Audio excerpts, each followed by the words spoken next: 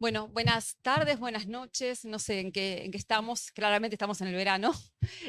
Buenas tardes, buenas noches a todos y todas. Este es nuestro tercer encuentro de las conversaciones del Fondo de Cultura a 40 años de la transición a la democracia en la Argentina. Y la charla de hoy la hemos pensado en torno a un tema que en los últimos años se ha puesto un poco en el centro de las preocupaciones de las ciencias sociales, pero también creo que se ha puesto en el centro de muchas de las conversaciones cotidianas y de la escena pública argentina, que es pensar a los y los jóvenes justamente en el centro de nuestra escena. ¿Sí? Entonces, para eso he convocado a tres invitados, invitadas de lujo. El orden va a ser alfabético. Nuestra primera invitada es Marina Larrondo, en el centro de la escena. Marina es investigadora del CONICET, con sede de trabajo en el Centro de Investigaciones Sociales y de SUNTREF. Integra el Grupo de Investigaciones en Derechos Humanos y Ciudadanías del IDES y el Grupo de Estudios en Políticas y Juventudes del Instituto Gino Germani de la Universidad de Buenos Aires. Desde hace varios años, Marina estudia la participación política de los estudiantes secundarios, las organizaciones del movimiento estudiantil desde la transición democrática y los modos en que las y los jóvenes construyen su primer compromiso militante.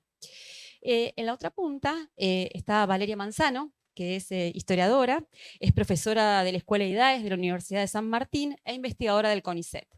Valeria ha investigado la historia de la juventud en el pasado reciente y ha publicado un libro a mi gusto extraordinario que se llama La era de la juventud en la Argentina, cultura, política y sexualidad desde Perón hasta Videla, publicado por el Fondo de Cultura. Y aquí, en la otra punta, a mi lado, está Werner Pertot, que es periodista, trabaja en el diario Página 12, Extra TV, FM Futurock y Splendid. Además de periodismo, estudió letras en la Universidad de Buenos Aires e hizo la maestría en análisis del discurso. Escribió junto con Santiago Caraño, que fue nuestro invitado de la conversación pasada, dos libros interesantísimos para pensar justamente la cuestión de la juventud, que son La otra juvenilia, Militancia y represión en el Colegio Nacional de Buenos Aires y Detenidos desaparecidos, presos y presas políticos de Trelew en la dictadura. El tercer libro de Werner lo escribió con Luciana Rosende y se llama Los días sin López, el testigo desaparecido en democracia.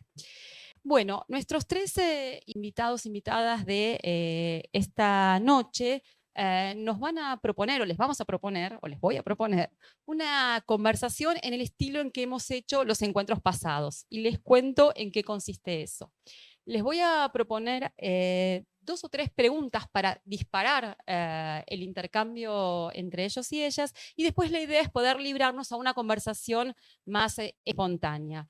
Por lo tanto, la idea es que después de que conversemos o que conversen entre ellos, yo no voy a intervenir, estoy auspiciando nada más que de anfitriona de la casa. La idea es después abrir la conversación con ustedes a partir de lo que haya surgido, de las inquietudes, preguntas o comentarios que quieran hacer. Como hoy somos un poquito menos, me parece que esto nos puede dar también la posibilidad de una conversación más intimista que otras veces que era más difícil el intercambio. Entonces, para arrancar y para calentar nuestros motores, les he propuesto a nuestros invitados e invitadas de esta noche una primera pregunta, un primer disparador bastante general y que tiene que ver con pensar colectivamente y pensar con ustedes cuándo y por qué las y los jóvenes se transformaron en actores importantes de la escena política y pública en la Argentina. Y cómo podemos pensar, y esto por ahí para que nos ayuden a pensar el panorama de qué hablamos cuando decimos jóvenes y juventud, cómo podemos pensar las distintas juventudes según grupos sociales, grupos culturales, edades, etcétera. Entonces, abrimos esta conversación. No sé, Vale, ¿querés empezar?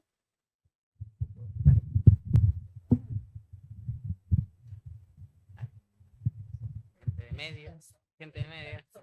Bueno, buenas noches, ¿se escucha?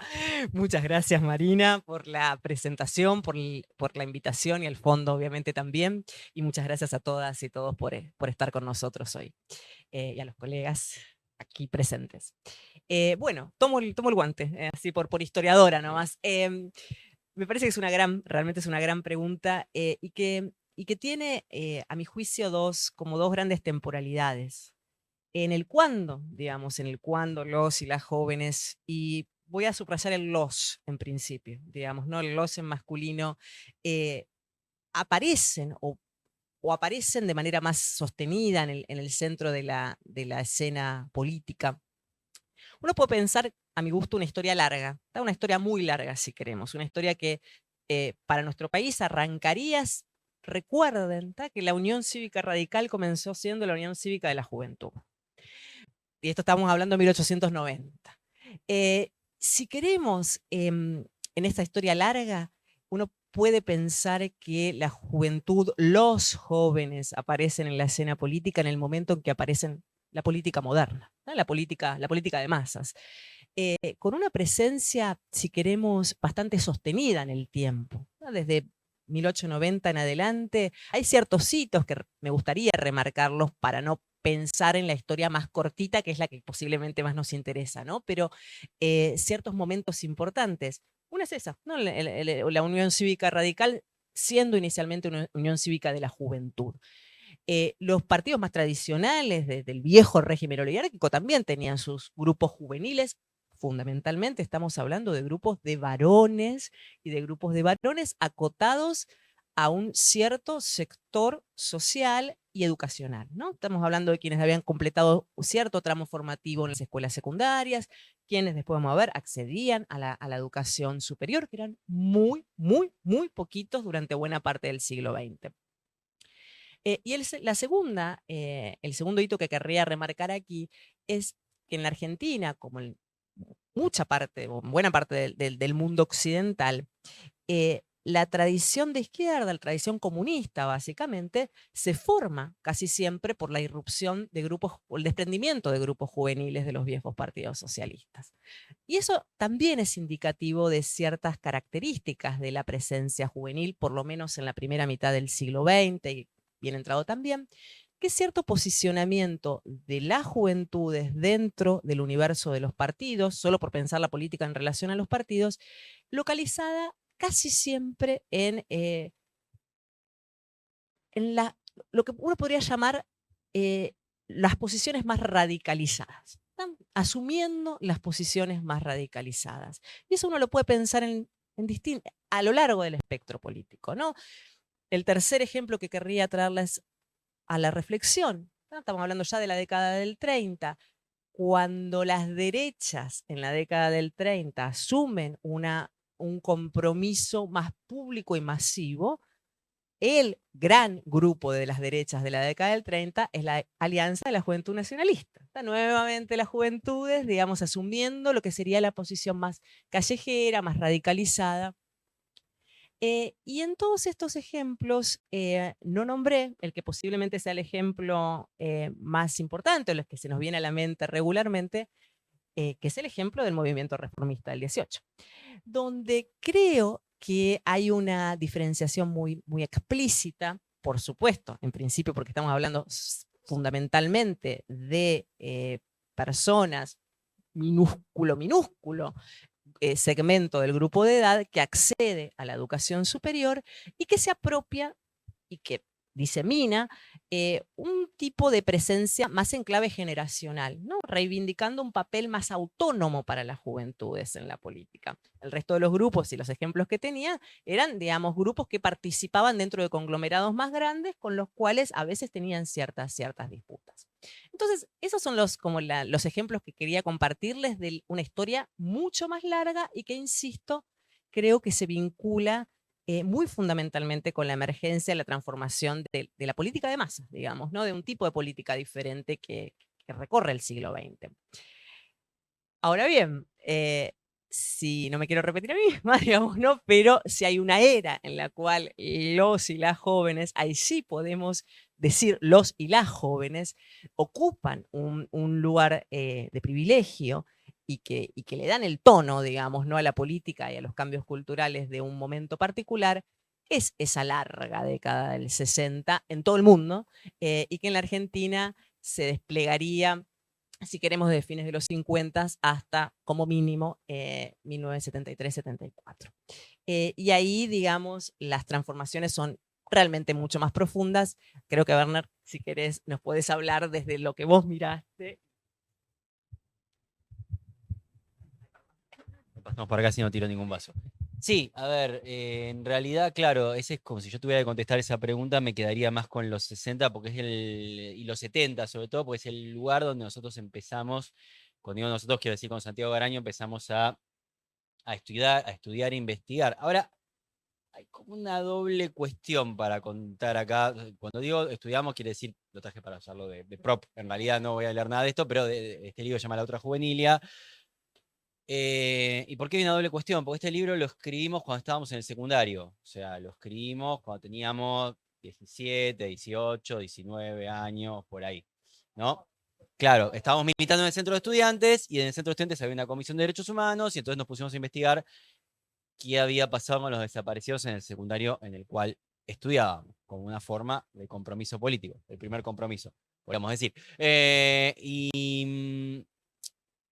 Y entonces nos pusimos a estudiar esta juventud hiperpolitizada de los 70, donde todo estaba en cuestionamiento. Acá en este colegio, el Colegio Nacional de Buenos Aires, que era un colegio considerado de élite, se puso en cuestionamiento el elitismo, hubo discusiones sobre si tenía que seguir estudiándose latín, ¿no? Esto estamos hablando 73, 74, ya en 75 empieza la intervención de la universidad y bueno, echan a las autoridades, aparecen autoridades más vinculadas a los grupos de derecha del peronismo y después viene la dictadura con un planteo hiperbiologicista que incluso yo a veces veo como retazos de eso. En 2020 vi algunos, ¿no? Con respecto a los jóvenes, de que había que de alguna manera separar a los jóvenes que estaban contaminados por lo que había sido la política previa, ¿no? La militancia de los 70, de los jóvenes que entraban nuevos y a los que había que encauzar en los caminos que consideraban las autoridades del secundario y los militares a los que estaban fuertemente asociadas, que había que llevarlos, ¿no? Entonces había separaciones literales entre aquellos que habían experimentado ese pasado y los nuevos, para que de forma tal que no se, de tabicar, ¿no? De que no se conocieran entre unos y otros. Pero ¿por qué decía que hay un diálogo doble? Porque esto yo tardé un tiempo en entenderlo, porque por supuesto estábamos inmersos en ello, digamos, pero nosotros crecimos en la década del 90 con Menem, ¿no? Con todo lo que eso implicó en términos de la destrucción del aparato productivo, de la pauperización de nuestras propias familias, que familia de clase media, y nos pusimos como a estudiar, no solo nosotros, había como una especie de, casi te diría, obsesión con los 70 de mi generación en esa época, y claro, en un momento, tiempo más tarde, después de que se publicó este libro y pensando un poco en todo ese fenómeno, también empezamos a pensar por qué tendimos un diálogo particularmente con esa época, digamos, porque vos contaste que, digamos, juventudes hubo desde el comienzo de la historia argentina, más o menos, por lo menos siglo XX, una gran parte, entonces la verdad es que podíamos haber tomado cualquier otro momento, podíamos haber ido a la reforma universitaria, podíamos haber ido, pero conectamos con el 73, porque en ese momento, para nosotros, el 73 era el mundo en el que nos hubiera gustado vivir, para decirlo así de una forma medio brutal. Digo, nosotros en los 90 teníamos una imagen de la juventud como una juventud despolitizada, como una juventud que no tenía interés por nada, que también es un tópico que reaparece permanentemente. Yo diría que las miradas sobre la juventud, de vuelta haciendo una especie de síntesis brutal y llevándose puesto todos los matices, hay como una doble mirada sobre la juventud. Por un lado son el futuro y que vivan los estudiantes de Biglietti y qué sé yo, y por otro lado son, como diría Gertrude Stein, una generación perdida, ¿no? Siempre somos una generación perdida, en los 90 y después los siguientes y los siguientes. Entonces, había una lógica, y por eso digo que hay una cuestión doble. La generación del 90, por ponerle alguna de los 90, y un cierto diálogo con los 70 que, bueno, que después fue cambiando. Me parece que no es tal vez no es el mismo que vivieron las generaciones posteriores, pero ahí había, como insisto, una cosa de ir a buscar ahí alguna coordenada, algún norte para pensar el presente, que era un presente donde queríamos hacer la marcha de la noche de los lápices y casi nos pisaban los autos porque de los pocos que éramos, digamos, para hacer la marcha. No pasa ahora con las marchas que hacen, digamos, pero en ese momento nos pasaba eso, ¿no? Digo, para ir pensando distintas aristas de este tema de la juventud. Si querés agregar. Sí, bueno, me quedan prácticamente servidos en bandeja los 80. Pero sí, no, bueno, también me gustaría avanzar un poquito en los 90 en relación a algo que me resonó de lo que dijo Werner. ¿Lo digo bien? Eh, bueno, un poco que como socióloga, y esto como un defecto se quiere medio disciplinar, es importante destacar algo que es que cuando hablamos de las juventudes haciendo política, como que uno, digamos, a mí me sale bajar un poco las expectativas, sobre todo en los últimos años que venimos escuchando, bueno, los jóvenes en la política, muchas veces interpelados más desde instancias estatales. Digo, también la juventud en política es una producción y tiene, es una categoría de movilización política en sí misma y a veces no es tan descriptiva de la realidad. A ver, no voy a entrar en un debate filosófico sobre lo que la realidad es, pero es importante pensar que lo que uno podría considerar, digo, por eso se hacen encuestas de juventud, de lo que llamamos la población joven, siempre, aún en los 70, es una parte bastante minoritaria la que participa, ¿no? O sea, la que participa en política activamente y se compromete.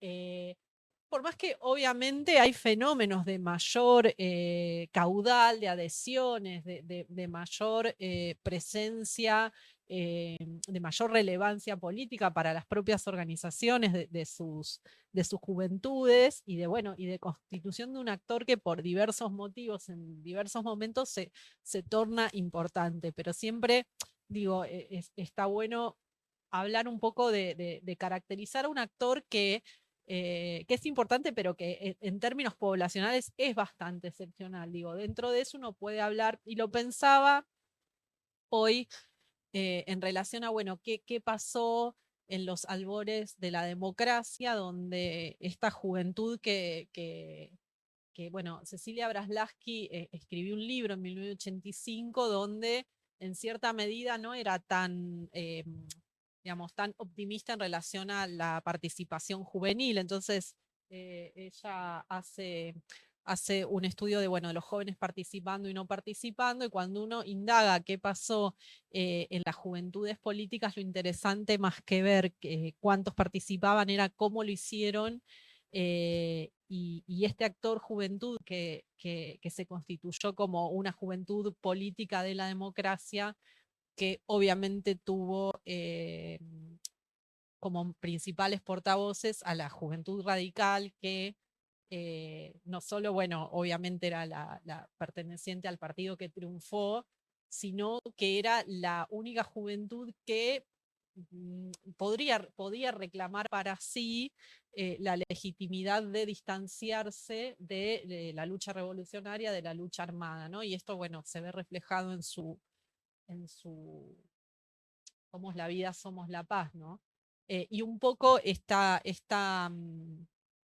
especie de etos que la juventud radical llevó adelante también fue de algún modo una especie de modelo o de una frontera que llevaba a las otras juventudes políticas a comprometerse con eso.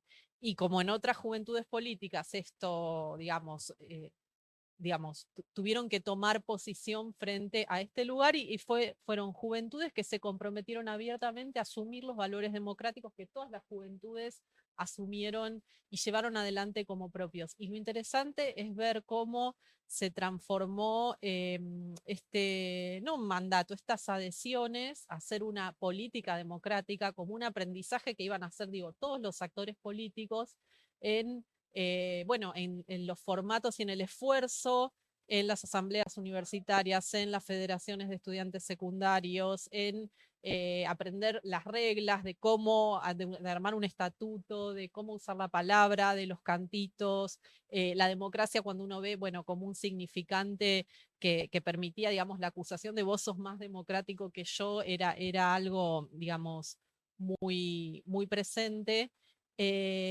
Y básicamente, y bueno, y otras cuestiones que se fueron, ay, no quiero parecer una vieja porque esto sí que no es para nada joven, de esas costumbres que se fueron perdiendo, no quiero hablar de eso, pero algo que, no sé, Valeria, sí, o bueno, por ahí me estoy olvidando, pero una de las cosas que son más llamativas de este momento fueron espacios realmente de, bueno, en los 90 también un poco pueden ser pensados de actuación conjunta, como fueron el MOJUPO, que era el Movimiento de Juventudes Políticas, que bueno, era una instancia donde las principales ramas juveniles de los partidos políticos llevaban adelante distintas acciones de las que no me voy a extender porque es aburridísimo. No es aburridísimo, pero en fin.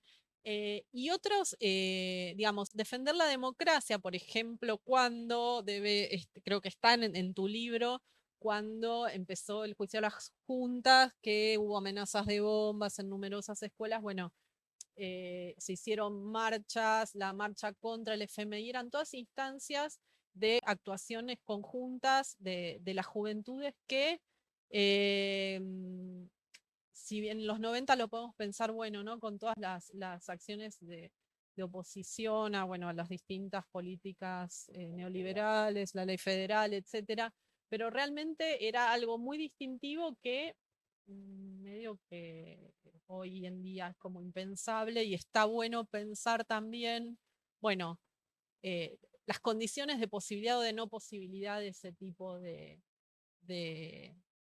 bueno, de acción política, no por calificar de una mayor o menor calidad democrática, sino realmente porque permite pensar también cómo se están constituyendo hoy las distintas juventudes políticas. Una notita, hace poco entrevisté una de las novedades, no quiero volver al presente de manera violenta, pero una de las novedades que vemos hoy en día en el movimiento estudiantil secundario es que no por primera vez, porque en los 80 lo había, pero después de mucho tiempo aparecen militantes de derecha y que ven que ven la educación a partir bueno, de esta cosmovisión. Y en un momento yo estaba entrevistando a un chico y les digo, bueno, ¿y cómo te llevas con la Federación de Estudiantes de tal localidad, que está compuesta por jóvenes de la cámpora, de distintas vertientes como de izquierda, que tienen algún espacio? Con ellos no se puede hablar, no se puede hacer nada. Los otros también piensan lo mismo de ellos. Pero, pero bueno, está bueno pensar las condiciones de posibilidad de esa no actuación, digo, para hacer un salto en el tiempo.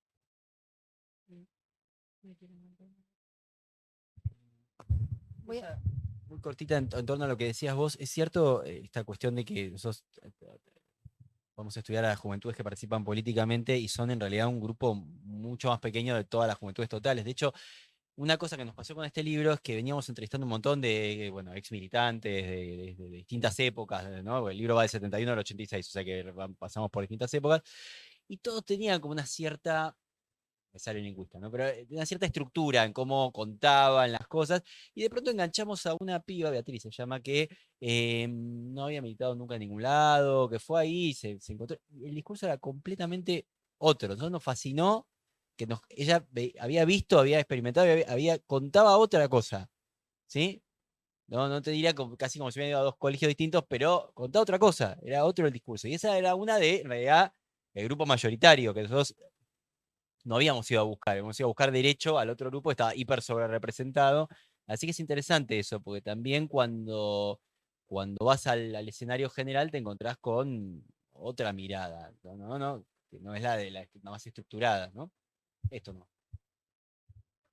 Pasar que me interesó de las dos, de subrayar una cuestión que Werner, vos comentabas, el momento en el cual desde los 90s o desde un momento en el cual había una percepción generalizada, y desde los 80 si queremos, ¿no?, de que había un desapego de los y las jóvenes de la política. Después nos vamos a dar cuenta de muchas cosas. Punto uno, una de las cuestiones es que muchas y muchos de nosotros que atravesamos los 90 siendo jóvenes, también teníamos un sentido, le asignábamos a la política un sentido diferente, digamos, ¿no? Un sentido mucho más todavía pegado a un tipo de participación más formal. muchos estudios y mucho tiempo nos ha llevado ir vislumbrando que hay otras formas de activación política, de las cuales después vamos a hablar, y obviamente hay un montón de movimientos que quizás hasta los 90 no eran considerados como un tipo de activación o de participación política, pero que efectivamente había ese sentido común, digamos, en torno a que los jóvenes estaban por fuera de la política, ¿no? Que habían dejado de participar en los 90, y es un momento que me interesaba retomar lo que vos decías, Bernard, ¿no? Cómo se miraba a los 70 o cómo se miró a los 70 desde los 90. Recupera una noción quizás un poco técnica, ¿no? Que es la idea de cómo se van conformando ciertas generaciones de referencia. ¿No? ¿En qué momento determinados, y esto Marina seguramente lo sabe, va a poder decir mucho más que yo, pero en la activación de ese compromiso militante juvenil digamos, se imaginan o se retrotraen ciertas generaciones de referencia? Vos decías, bueno, ¿por qué mirando desde el Colegio Nacional de Buenos Aires de la década del 90 no miraron a la generación del 18, digamos, ¿no? A la de la reforma del 18 y por qué sea la de los 70? Y ahí, digamos, hay millones de cosas que podríamos pensar a ese porqué, que es re importante, ¿no? Porque la generación del 70, eso que en los 90 se estaba constituyendo como la generación del 70, y me interesa plantearlo, ¿no? Porque digo, a partir de mi propia investigación, digo, nadie en ningún, o muy pocos militantes de los 70 jóvenes podían autorreconocerse en los 70 como parte de la generación del 70, digamos, ¿no? Esas son, tampoco. Tal cual. Son construcciones que se hacen en retrospectiva, ¿no? Donde entran a jugar los procesos de memoria, digamos, qué queda, qué no queda. Entonces, en esa construcción de generaciones entra en juego eso, la representación, la memoria.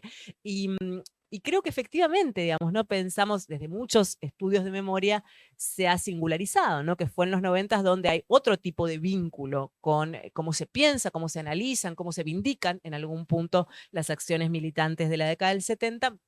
Y uno podría decir, bueno, aparece una generación nueva, la generación de hijos, digamos, ¿no? En la década del 90, que permite un poco cristalizar al 73 o a los 70 como una generación diferente. Una pregunta que a mí me sigue quedando, que podemos compartir, es si efectivamente la generación del 70 siguió y o sigue siendo de referencia para quienes, digamos, van atravesando el umbral de la política, digamos, ¿no? Y esto me contesto a mí misma, pero lo abro a debate, ¿no? Creo que hasta hace unos 10 años, 15 años, si queremos, muchas y muchos de quienes entran, asumen su compromiso militante, especialmente en secundarios, pueden haber seguido teniendo a la generación del 70 como generación de referencia. Creería, esto es intuición pura, que desde hace 10, 15 años ese referente se fue perdiendo, digamos, ¿no? Porque aparecieron otras formas de activación política juvenil diferente, muy diferente, donde esa referencia se fue desvaneciendo un poquitito. Más allá que creo, Marina, ahora nos contarás un poco más, ¿no? Que cuando uno piensa en la escolaridad y en la escuela secundaria y en cómo hay ciertas efemérides que siguen siendo muy constitutivas, ¿no? El 16 de septiembre, básicamente, hay un vínculo muy especial que se establece en ese primer acercamiento, ¿no? Dentro del marco de las escuelas a los 70 en general. Pero la explosión de activación política de los últimos años ha pasado y está pasando por otro lado, me parece, ¿no? Y muy fuertemente por movimientos que quizás hace 40 años no lo tildábamos de propiamente político. Feminismo, sin ir más lejos, básicamente. No sé si... Sí, un poco para retomar esto, yo aporto mis hipótesis. En los 90, en relación con la generación de los 70, hay, hay una fuente que yo tomé que yo la uso como bueno, para reflexionar cómo podríamos pensar qué es lo generacional y que es un volante de, no me acuerdo, si de Venceremos, que dice, nosotros, para hablar de los 90, ¿no? Nosotros somos la generación que no disfrutamos las bondades del peronismo como nuestros viejos ni nos conmovió el verso y la oratoria de Alfonsín como nuestros hermanos mayores. Nosotros solo podemos protegernos del forreo, dice una cosa así, ¿no? Como que se planta en ese lugar, bueno, de descreimiento. Hay una idea que es como bastante inaugural, que está en los relatos militantes, que es como, bueno, el menemismo como la traición, ¿no? La traición para muchos de estos jóvenes de que, bueno, apostaron a, digamos, a lo popular del peronismo, etcétera, que bueno, obviamente pasó lo que pasó. Pero en relación a los 70, yo encontré algunas cosas muy interesantes. Una tiene que ver con La Noche de los Lápices, y es que si bien la película es de 1986, el tratamiento y el trabajo, esto lo investigó mucho Federico Lorenz y Sandra Raggio, sobre la película en las escuelas, entra en los 90. Entonces, yo no podría decir si eso es la causa de esta referenciación, más que hijos, más que otros procesos, pero es algo muy, muy importante a tener en cuenta, que es que se popularizó. Digo, además las efemérides que se fueron instalando ya en los 90 ya estaban. Bueno, la realización de las marchas, pero bueno, la construcción de un artefacto pedagógico en torno a la película es como que empieza a aparecer fuertemente en los 90 con todo un tema en cuanto a las apropiaciones y los usos, y bueno, y también el propio relato de la película, ¿no? Que es lo que problematiza Federico. En cuanto a, bueno, a cómo se retrata esa juventud militante que luchaba por el boleto, etc. Eso por un lado. Por el otro lado, lo que yo vi o lo que empecé a ver es cómo el proceso de lucha en contra de la Ley Federal de Educación empieza sobre todo desde los grupos, digamos, más politizados, en ese momento, bueno, muy por fuera de los partidos políticos, pero sí, bueno, desde las izquierdas independientes, etcétera, empieza a tomar como significante la lucha de los chicos de la Noche de los Lápices con nuestra lucha por el derecho a la educación. Eso es digamos, otra de las cuestiones que para mí tienen mucho que ver con, o ilustran cómo la juventud de los 90 se apropia de los 70 en este lugar de la lucha. Y a mí me parece que lo que está pasando, como decías, bueno, la verdad es que la interpelación que hace el kirchnerismo a las juventudes y su emparentamiento con los 70, esa construcción discursiva que no estoy diciendo que fue de arriba hacia abajo, pero que fue fuertemente una interpelación estatal, que los jóvenes tomaron, digamos, fue muy importante para una resignificación. Y la verdad es que estamos hablando de no sé cómo decirlo, 2015 hasta acá, 2018 hasta acá, los sentidos y significados fuertes que articulan la acción política juvenil cambiaron, hicieron esto. Entonces son como una cosa que uno no sabe qué decir, porque la juventud kirchnerista desapareció, que era el fenómeno estrella, ¿desapareció? No. Esto desapareció, no, pero emergieron feminismo, las derechas, bueno, un poco lo que hoy hablábamos informalmente con Valeria, la cuestión del veganismo, del animalismo, cosas que a nosotros los adultos nos pasan por el costado y para los jóvenes son centrales, como la cuestión ecológica, vegana, los derechos de los animales, etcétera. Bueno, todo eso hace que estemos, me parece, como en un punto para el análisis de mucha, no desorientación, pero por lo menos a mí me pasa absoluta sorpresa, porque hay cortes, ¿no? Que cortan con muchas de las cosas que podíamos venir hablando, cosas que parecían incuestionadas desde siempre, los chicos las están cuestionando. Así que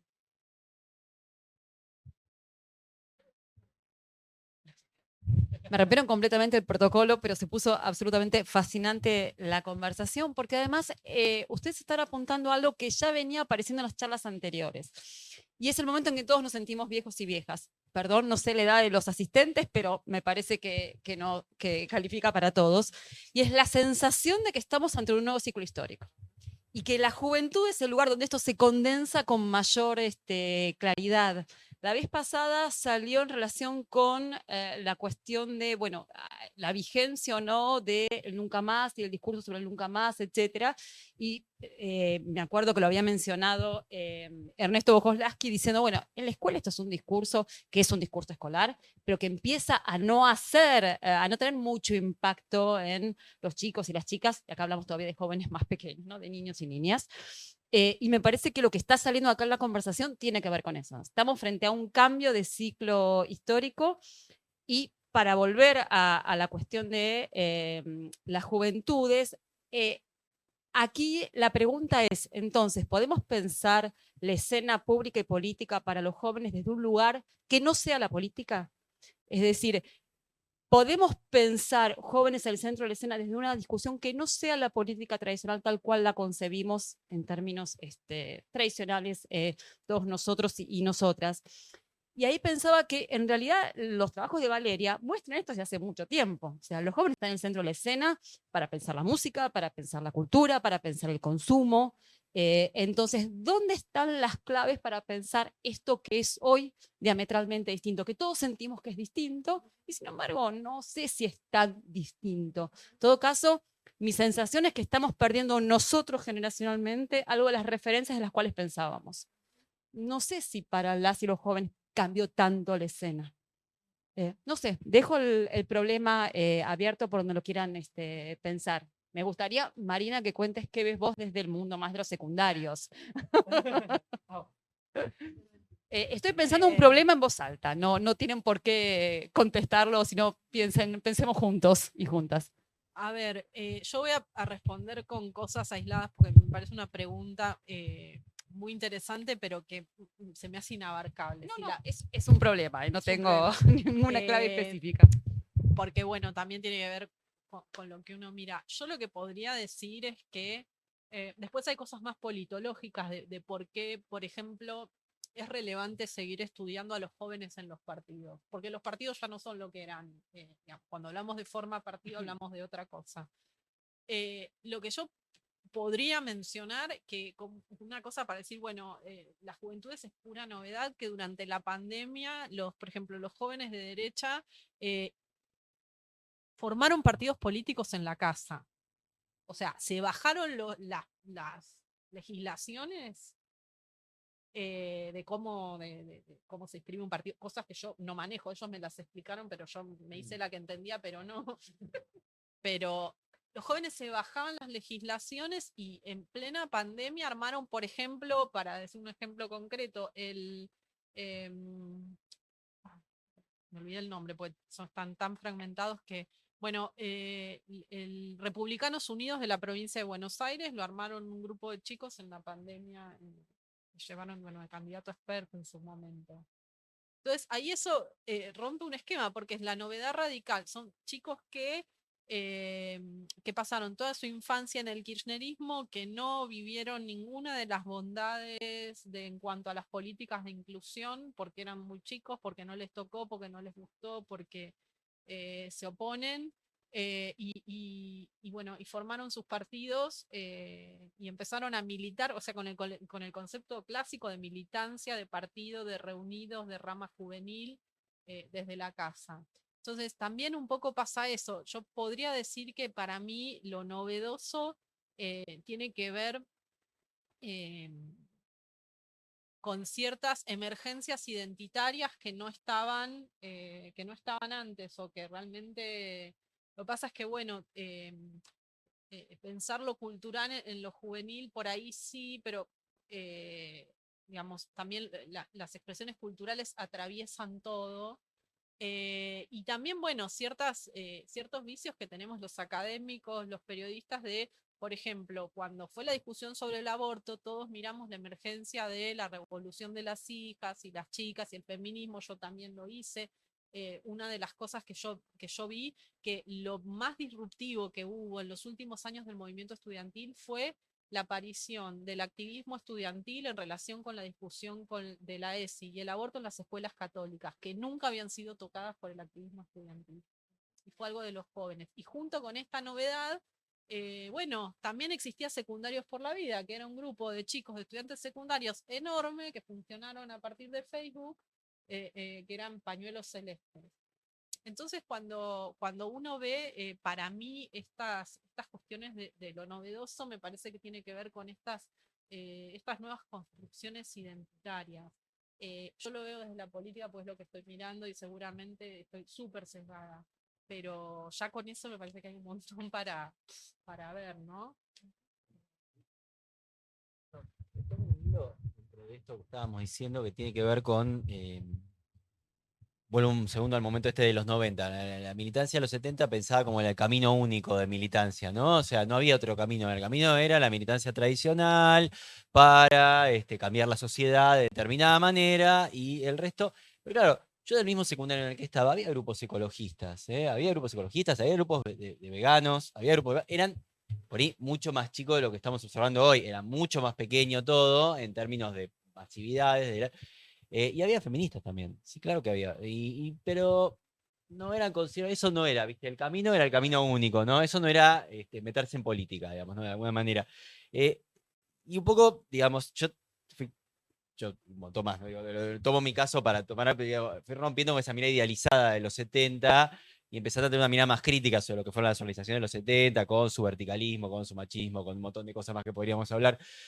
Em, y claro, hoy lo vemos, creo que el feminismo es claramente un emergente que obviamente no empezó ahora, empezó hace como 200 años o más, pero digo, pero pensando estos movimientos masivos, es un emergente muy claro de cómo hay otras formas de militancia y no es el único, claramente no es el único. Ahora, del lado tradicional pasó algo que para usted lo tengo mucho más claro que yo no lo tengo estudiado, pero en 2010, con la muerte de Kirchner, hubo como una especie de rush de militancia más de esta tradicional, donde de pronto en la cámpora me decían que no daban abasto con la cantidad de gente que se quería sumar, que no tenían ni dónde poner a toda la gente que aparecía, salía de abajo de las baldosas. Y esto, bueno, vos decís, en 2015 se trastocó completamente, digamos, ¿no? Parecía que era como, bueno, acá apareció una nueva generación de militantes que van a, ¿cómo cambió esto, no? Y después eso, no sé, yo hasta no sé si no llegó hasta la reelección de Cristina, la parte más, quiero decir, la parte más de esta especie de. Después muchos siguieron militando, pero por ahí un número menor que ese momento de eclosión. No sé, eso por ahí lo tienen más claro ustedes. Pero creo que ahí hay también otra cosa que ocurrió en estos años con la juventud, ¿no? No, súper interesante. Y tengo dos cuestiones, una que me quedo tintineando, pero me prendo esta última. No dejemos de reconocer algo que desde lo más tradicional, ¿no? Es súper significativo y que es digamos, la disminución de la edad posible para el voto a los 16. ¿Está? Y esto es muy reciente, ¿está? Es muy reciente, no tiene, que tiene 11 años, digamos, fue el 2012, ¿no? La ley de disminución, a los 16 años los y las chicas pueden ser electores o acceden a un tipo de ciudadanía diferente, y eso me parece que hace un poco a lo que decía Marina hace un ratito, ¿no? Que efectivamente el kirchnerismo posiblemente fue una de las fuerzas políticas que, como fuerza política y desde el Estado, digamos, promueve un tipo de inclusión y un tipo de participación muy, muy particular y muy, muy potente, todavía creo, como parte del viejo ciclo.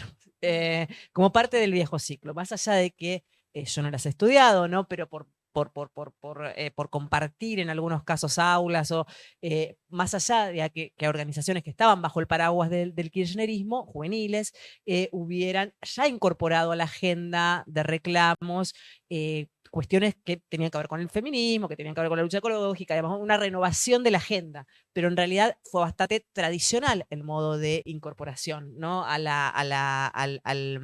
paraguas kirchnerista de las juventudes, y creo que en parte de eso hubo el atractivo y creo que todavía seguía funcionando esa suerte de generación de referencia rearmada que estaba localizada en los 70s. Pero me prendo un cachitito más con respecto a la pregunta que Marina decías claramente al principio. Si uno puede pensar, por un lado, que vivimos en una sociedad adultocéntrica, podemos decir eso en términos generales, ¿no? Pero hace muchísimo tiempo que se le ha transferido a los y las jóvenes la capacidad de sentar, digamos, ser como una suerte de mascarón de proa en todo lo que tiene que ver con transformaciones culturales, digamos. No hay una autorización a que los y las jóvenes sean quienes presten la cara y el cuerpo para las transformaciones en todo, en los consumos, en la moda, en el uso de tecnología, digamos, ¿no? Y eso hiper acelerado en los últimos 30 años, si queremos, ¿no? Donde hay una censura tan y tan fuerte. Entonces, hay una, por un lado, es una sociedad adultocéntrica, y sí, la autoridad la siguen teniendo básicamente los adultos, pero también hay una transferencia a nivel global, podríamos decir, ¿no? De la autoridad, de la legitimidad y del gusto, en muchos casos, a los y las jóvenes. Y aquí me parece que algo que a mí me llama la atención, pero esto lo digo de curiosa nada más, ¿no? Y que es que atraviesan parte, en los últimos 20, 30 años seguro, atraviesa clases sociales, digamos, ¿no? Habría que verlo mejor, ¿no? Pero que en realidad hay una expansión en un punto de esta autorización y de esta legitimidad de los y las jóvenes de llevar adelante transformaciones en el orden de la sexualidad, de todo, de la sexualidad, del gusto, por supuesto de la moda, del estilo, de los estilos musicales, que con muchas diferenciaciones y con diferentes grados, creo que efectivamente atraviesan barreras sociales. Y que sí, o sea, si miramos muy exclusivamente desde lo que tiene que ver con la activación, eh, voy a subrayar y recontrasubrayar que si bien ya desde los 70, 60, 70, también en los 80, ¿no? Uno ve una cierta, una cierta incorporación y mucho más sostenida de las chicas, de las mujeres a la vida pública, digamos, lo que creo, lo que ha ocurrido a partir sobre todo el 2015, del Ni Una Menos en adelante, es que claramente el feminismo estaban, la revolución de las chicas, la revolución de las viejas, digamos, ¿no? Es intergeneracional, pero muy difícilmente uno pueda pensar las características de este movimiento feminista sin ver esa incorporación de las chicas, digamos, ¿no? Donde le cambió el rostro, le cambió hace muchos años, y esto me autorrefiero, digamos, ¿no? La relación del feminismo, de los feminismos, por lo menos en la Argentina, con las jóvenes no había sido una relación fácil, digamos, una relación muy complicada. Un movimiento que estuvo durante mucho tiempo en la Argentina y en el mundo atado pues ya sea para cuestionarla o para buscar modificaciones al binomio madre-hijo. Entonces, hubo una exclusión política y simbólica de las jóvenes por mucho tiempo, digo, hasta la década del 70, ¿no? O sea, las jóvenes que se podían incorporar, jóvenes del grupo de edad joven, ¿no? A los distintos feminismos que fueron surgiendo, no lo hacían necesariamente como jóvenes o como una agenda de jóvenes, digamos, ¿no? Con una agenda propia, sino que muchas veces más política, no más política, política lo era, ¿no? Pero más mediada. No fue una relación fácil por buena parte del siglo XX, ¿no? Una exclusión bastante importante de la generación, de las chicas más jóvenes. Estructuralmente hablando, ¿no? De los feminismos latinoamericanos en general. O sea, para mí es incomprensible la transformación de los feminismos sin entender cómo interpela a las chicas, sobre todo, ¿no? Y diferentes sectores, y para lo que sea, ¿no? Para pañuelo verde o para pañuelo celeste. ¿No? Ese es el foco de interpelación que creo más significativo.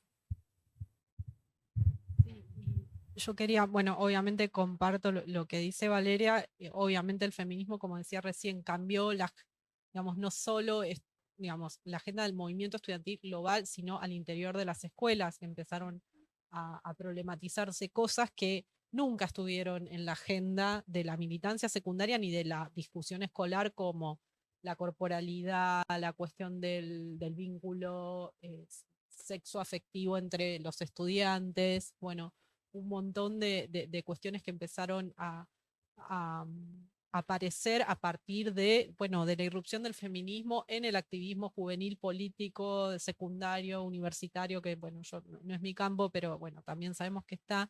Lo que yo quería agregar en relación a lo novedoso y demás, y es digo, cuando digo hipótesis en la que estoy pensando no es porque quiera ser academicista, pero realmente son preguntas o son pistas, y tiene que ver con lo que decía Werner, lo que yo también veo en los últimos años, porque digo 2010, 2008, nuevamente, una cosa son los fenómenos que no es que no existan, pero que aparecen más ensalzados en el discurso público, periodístico, en el discurso, digamos, también estatal, pero también 2008 fue el año que nació la juventud del PRO, o sea, no nació, que fue más importante la juventud del PRO a partir del conflicto del campo, digamos. Quienes estudian las derechas también ven, bueno, este otro fenómeno. Che, también estaba la juventud del PRO, las juventudes que se agruparon en torno a este conflicto, obviamente, desde este otro lugar.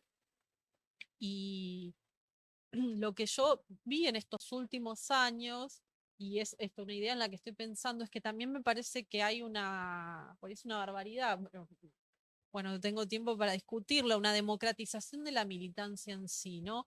Werner decía, cuando uno investiga militantes en los 80 activos, ya sabe que va a encontrar que el papá era militante de la juventud del Partido Comunista, entonces le transmitió y entonces mamó en la casa. O sí, o el hijo del peronista que entonces, bueno, mi viejo se crió en un comité y él, bueno. Eso en los militantes de los 90 también está. ¿Quién estaba comprometido políticamente? No sé, qué sé yo, me imagino una de las chicas de La Plata que entrevisté en su momento. Bueno, mi mamá era sindicalista. Bueno, hoy en día uno puede encontrar estudiantes de, también digo el sesgo, no lo digo despectivamente, de cierta cosa clase mediera de la militancia, por lo menos secundaria, de la militancia política. Bueno, yo lo que llamo democratización de la militancia es que hoy en día uno puede encontrar chicos que empiezan a comprometerse políticamente a partir de las redes sociales y de su uso activo, y obviamente que no se puede entender mucho de esto sin entender el rol de los influencers, que digo, en la academia nos cuesta mucho, pero hay chicos construyendo su compromiso político en su casa, o sea, desde ninguna tradición familiar, desde muy poca, digamos, inclusive a veces presencial, pero que estas también son novedades que a veces no sabemos cómo dar cuenta. O sea, bueno, ¿y tu familia participaba? No, primera generación de quien se compromete. Y obviamente esto implica también formas distintas de comprometerse, pero a la vez cuando uno ve lo que hacen, van a la forma partido. Es muy raro, no sé, raro no, pero Bueno, les confieso que es fascinante escucharlos y escucharlas por la cantidad de cosas que han desplegado en, no sé, menos de una hora. Hemos recorrido un siglo y medio de historia y toda una discusión compleja entre las continuidades, las rupturas, los cambios. Me convenciste con la idea de los cambios, me parece. No, yo estoy totalmente convencida. Era más para tirarles el problema que otra cosa. Lo que les propongo ahora es que abramos la conversación desde donde quieran tomar lo mucho que se ha dicho hacia muchas direcciones distintas.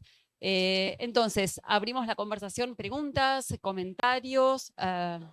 ¿Quién quiera intervenir?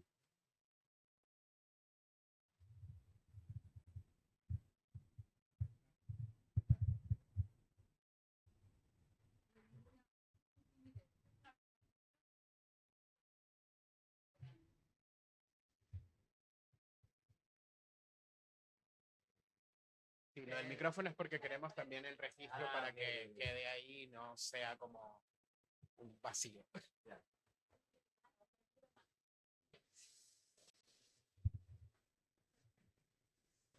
¿Puedo hacer tres? Bien. Una como de largo plazo, otra más ochentosa y otra más del presente.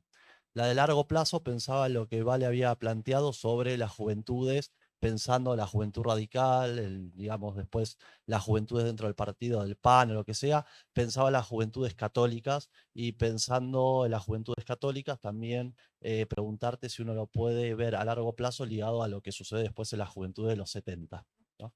La segunda pregunta, más ochentosa, es cuál sería entonces la generación o la referencia de la juventud radical que tiene tanta influencia sobre el triunfo de Alfonsín en el 83. Es decir, si no se referenciaban en los jóvenes de los 70, cuál era, digamos, o dónde anclaban de alguna manera, su pasado o con quién, digamos, se legitimaban. Y la tercera, más vinculada al presente, estaba pensando, digamos, si hay nuevas formas alternativas de hacer política y la idea de la política por el Facebook, el crecimiento de las derechas, y especialmente el partido de Milei, Después, cuando uno ve, hasta ahora obviamente parcial, los resultados electorales, uno ve, digamos, que los resultados electorales, la fuerza que parecía que iba a irrumpir, digamos, no irrumpe finalmente, y siguen los partidos tradicionales llevándose casi el 80% de los votos, ya sea el PRO, ya sea Cambiemos o como sea, o el peronismo o el kirchnerismo, se sigue llevando el 80% de los votos en casi todas las elecciones que se hicieron hasta ahora. Entonces, digamos un poco qué pasa con esa dualidad entre las nuevas formas de hacer política, pero que en la práctica finalmente pareciera que sigue fundándose la política, la práctica tradicional, la elección y la militancia política más tradicional. Esas tres cositas para... Corto. Contesto rápido la última porque es más o menos corto, por lo menos de mi parte, digamos, ¿no? El problema, porque lo vengo siguiendo esto como periodista, a ver, justo la de Chubut, la última, hicieron una elección mejor, sacó el 13% el candidato de Milei, mejor digo, dentro de lo que venía haciendo, que eran candidatos del 1% en un montón de provincias. El problema que tiene Milei ahí es que no tiene una estructura política a nivel país y en algún lugar está asociado con, ya casi te diría delincuentes, no digo, hay gente que dijo, te voy a armar algo acá y no armaron nada, ¿no? Esto sumado a cosas que se está investigando en el Poder Judicial, como la venta de candidaturas, cobrando miles de millones no, pero miles de dólares, ¿no? Entonces, hay un problema entre, digamos, yo quisiera ver qué pasa cuando el candidato sea Milei. No necesariamente va a pasar lo que decían algunas encuestas infladas, por ahí saca un porcentaje que no llega al 20%, pero sigue siendo un porcentaje importante. No lo sé, lo vamos a ver ahora en las PASO, pero me parece que va a ser distinto cuando esté Milei como candidato, que todo este largo periplo por las provincias, donde lo que demostró es que no armó una estructura nacional. ¿Sí? ¿Me explico? O sea, hay una diferencia ahí, ¿no? Él no iba en la boleta, iban otros candidatos y encima sin fiscales, sin un montón de cosas que tendrían que haber tenido como para tener de mínimo un resultado un poco más razonable, digamos, ¿no? Esto te digo. Después, el fenómeno, seguramente después del 13 lo podamos tener más claro qué es ese fenómeno, pero yo no me guiaría por lo que ocurrió en las provincias como que ya está, tipo, ya está, Milei se pinchó, ¿no? No sé, no lo sé.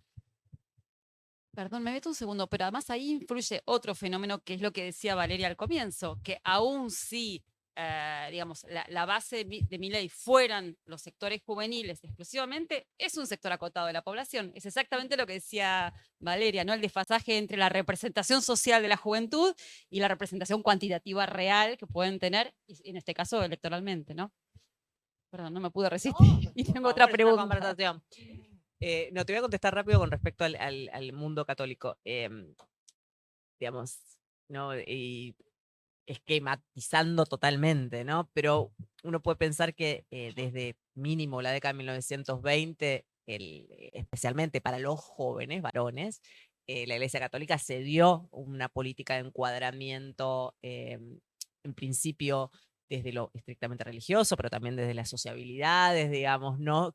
Bueno, que tuvo diferentes nombres. La más importante, por supuesto, fue la de la Acción Católica, después los grupos ya más vinculados al movimiento obrero, la Juventud Obrera Católica y similares.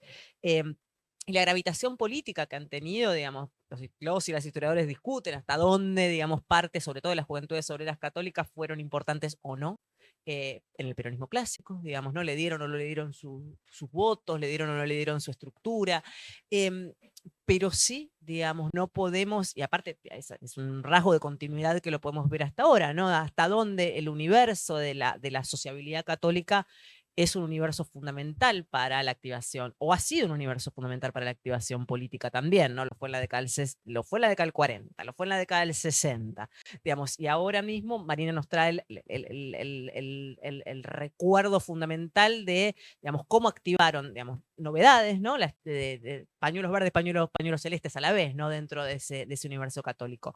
Con una sola cuestión importante, en esa década del 60, en la cual, digamos, la activación católica informó buena parte de la radicalización, también hubo un desborde súper fuerte de las estructuras existentes, propiamente dichos, ¿no? El dato que creo que no es de color es que en el año 1967 la Acción Católica pierde prácticamente el 50% de su militancia juvenil. Se va. se va hacia otras opciones que muchas veces, digamos, están por fuera del todo del mundo católico, y en el mismo año el Partido Comunista pierde el 50% de su militancia juvenil, digamos, ¿no? De esas grandes estructuras que habían contenido por mucho tiempo la activación política juvenil, que bueno, década del 60, desbordadísimas en ese punto. Respecto a la pregunta sobre los 80, hay algunos nombres que me los olvidé, pero la Juventud Radical, cuando yo entrevisté, para poner un ejemplo, pero no lo encontré solo en él, yo entrevisté a Jesús Rodríguez como un militante joven, como, bueno, ex militante joven, cuando lo entrevisté estaba joven. Claro. Y él referenciaba, y también lo encontré en otros, ellos hicieron una construcción de que en los 70 justamente eran los únicos que hablaban de hacer política sin violencia. Digamos, tienen ese mito, digamos, ¿qué decía la Juventud Radical de 1982? Nosotros fuimos los únicos que, ¿sí? O sea, el somos la vida, somos la paz, que ellos reivindican, tenían esa referencia. Y lo que me olvidé, los nombres que me olvidé, es que me hablaban de varios nombres de militantes que eran un emblema de este caso, digamos, modelos de esta forma de militancia, que cuando nadie hablaba de la democracia. También entrevisté a alguien que soy una famosa, muy famosa política, que bueno, es parte de los relatos. Y ella claramente dice, nosotros los peronistas no queríamos saber nada con la democracia, o sea, medio que a los ponchazos, o sea, en el Mojupo también, digamos, lo fuimos adquiriendo y lo fuimos valorando con el tiempo, pero nos considerábamos militantes, y militantes con una connotación, o sea, fue un gran esfuerzo para todas las juventudes, para los radicales claramente no, pero para el resto de las juventudes fue un esfuerzo construirse como militantes de la democracia y, digamos, si hay una generación, bueno, ellos sí ellos nunca renegaron de, digamos, era un esfuerzo porque era contradictorio, o sea, sí, eran militantes que tenían que cumplir las reglas del juego y que creían en la democracia y que creían y apostaban en esa, pero también, digamos, iban a las brigadas del café y reivindicaban a sus compañeros desaparecidos. Es un lío, digamos, no un lío, pero es una cuestión muy espinosa y muy bueno con sus contradicciones, y es eso la militancia, me parece, de los 80. Y respecto de lo último, quería agregar algo en relación a Milei y demás. Yo creo que la novedad en las juventudes no es tanto lo que va a sacar Milei, y bueno, todos sabemos que muchos jóvenes adhieren a, sino lo que permite como demanda de los jóvenes, lo que permite visibilizar.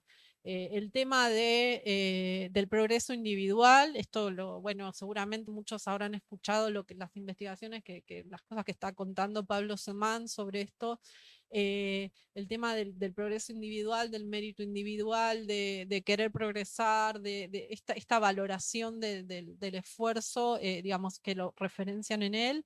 Y después un datito, que cuando uno entrevista a chicos muy chicos, militantes secundarios que están en Milei, pasan en los distintos lugares de derecha. Son militantes de Patricia Bullrich que se cansaron, estuvieron con Milei, estuvieron con Espert, vuelven, o sea, hay mucha circulación. Por eso digo, más que el resultado electoral, que no sabemos dónde va a ir, es interesante ver qué es lo que demandan los chicos a partir de esta simpatía. Que lo que demandan es militancia política, para pensarlo en los cánones tradicionales, ¿no es cierto? Bueno, muchísimas gracias. Bueno, dada la hora, me parece que vamos a ir cerrando nuestra conversación de hoy. Me resta agradecerles lo fascinante que ha sido escucharlos y escucharlas este rato. Me voy con un montón de cosas para seguir pensando. Gracias a todos y todas, y gracias de verdad a ustedes.